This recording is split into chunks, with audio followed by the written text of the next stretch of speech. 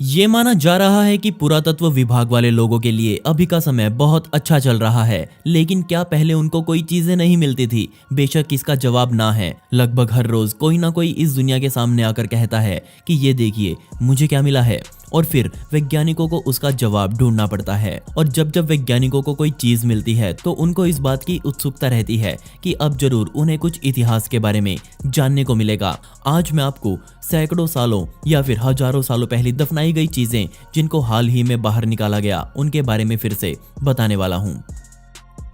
एक चीज जिसे हाल ही में ढूंढा गया हो, उसकी असलियत जानने के लिए आपको एक पुरातत्व विभाग वाले एक्सपर्ट की आवश्यकता होगी। बेशक उसके बारे में जानने के लिए एक्सपर्ट चाहिए, लेकिन खोज तो कोई भी कर सकता है। जरा इसे देखिए, इसका नाम है कैस्ट्रिको डे लैरो। सोने का ये आभूषण आइबेरिया में लगभग 3000 साल पहले बनाया गया था, और अभी हाल ही में एक मछुआरे को ये चीज ग्लेसिया स्पेन के तट पर पड़ी हुई मिली। वो लायरो बीच पर अपना टेंट लगाने के लिए थोड़ी थोड़ी खुदाई कर रहा था, लेकिन तभी उसके सामने ये आ गया। वो देखते ही समझ गया कि उसे जरूर कुछ बेशकीमती मिला है। वो तुरंत उसे उठाकर पुरातत्व विभाग वाले लोगों के पास गया, जिन्होंने इसको अच्छे से जांचा और परखा। उसके बाद ही उसे म्यूजियम में रखा गया। आप शायद विश्वास न करें, पर ये एक हेलमेट था, और ये पूरी तरह से सोने के एक ही टुकड़े से बनाया गया था, जिसमें 6 कॉन्सेंट्रिक सर्कल्स के बैंड्स मौजूद थे। बेशक हम इसे एक हेलमेट कह रहे हैं, लेकिन इस बात पर विवाद आज भी चल रहा है कि ये एक हेलमेट है या फिर ऐसे ही सजाकर रखे जाने वाला कोई बाउल। ये चाहे कुछ भी हो, इसने पूरी दुनिया का ध्यान अपने ऊपर खींचा, और आज भी इसकी चर्चाएं कम नहीं है।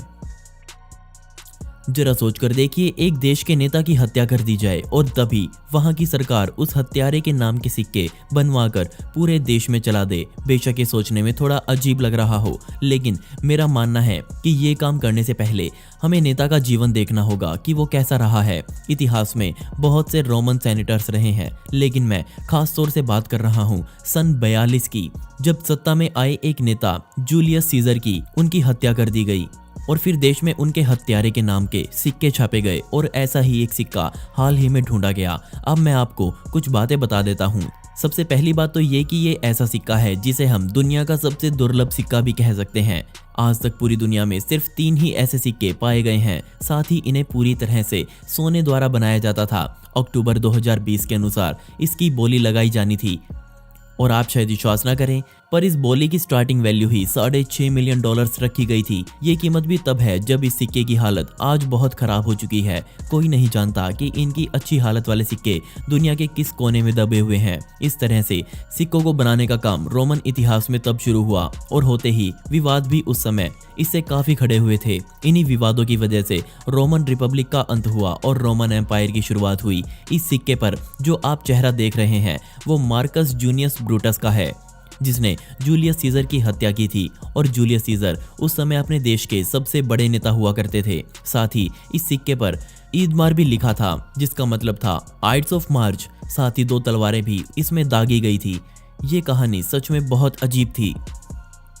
दोस्तों, आपको क्या लगता है पेंटिंग का इतिहास कितना पुराना है? ये कहा जाता है कि जब से इंसान ने इस दुनिया में जन्म लिया है, तब से वो पेंटिंग कर अपने विचार इस दुनिया के आगे रखता आया है। और लगभग हर पुराने या बहुत ज्यादा पुराने कलाकारों का काम अगर आप अपनी आंखों से देखना चाहते हैं तो आपको दुनिया भर की गुफाओं में घूमना पड़ेगा, क्योंकि पहले के कलाकार इन्हीं की दीवारों को कैनवस बनाकर इस्तेमाल किया करते थे। और ऐसी ही एक गुफा मुझे मिली नॉर्थ वेस्ट टर्की में, लेकिन जितना अनुमान लगाया जा रहा था ये पेंटिंग उससे भी कहीं ज़्यादा पुरानी निकली। जी हाँ, आप भी देखिए, ये पेंटिंग है और वैज्ञानिकों ने इसे लगभग 5000 साल पुराना बताया। इसे अगस्त 2020 में ढूंढा गया। इसमें अलग अलग तरह के पत्थरों पर छोटे छोटे छेद करके उनमें रंगों को भरा गया था। उस समय के कलाकारों को नहीं पता था कि पेंटिंग कहाँ करते हैं। उनके सामने जो मर्जी चीज़ आ जाए वो उसी पर अपना काम करके उसे यादगार बना दिया करते थे। इसके बारे में और ज़्यादा ढूंढने पर मुझे पता चला कि ये पेंटिंग इतिहास में कोलाबा सभ्यता से संबंध रखती है। इन लोगों ने अपना शहर सीरिया से बाल्कन्स तक जाने वाले व्यापार के रास्ते में बनाया। वो लोग यहाँ से गुजरने वाले हर माल से अपना हिस्सा लेते और अपना टाइम पास करने के लिए इस तरह से दीवारों या पत्थरों पर पेंटिंग करते। आज के समय में ये माना जाता है कि ये छोटा सा पत्थर इस दुनिया की सबसे पुरानी पेंटिंग प्लेट है जिसे कभी ढूंढा गया हो।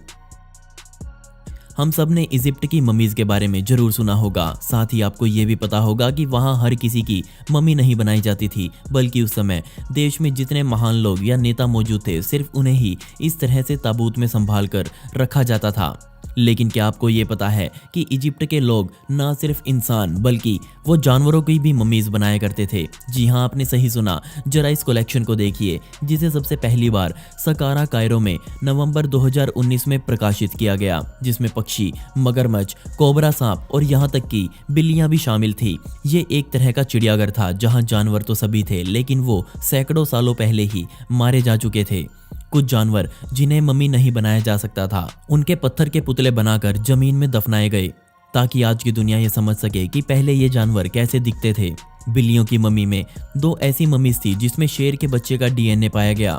बेशक आपको ये सब बहुत हैरान कर देने वाला लग रहा होगा, लेकिन थोड़ा और हैरान और परेशान आप जरूर होंगे इसे देखकर। जी हाँ, ये एक स्क्रैब यानी कि गुबरैला है, जिसका पुतला बनाकर नीचे दफनाया गया। असल में इस तरह के गुबरैले पुराने इजिप्ट में धर्म का प्रतीक हुआ करते थे, लेकिन इतना बड़ा गुबरैला आज तक ना कभी देखा गया और ना ही ये अनुमान लगाया गया कि ऐसा भी कभी असली में हो सकता होगा।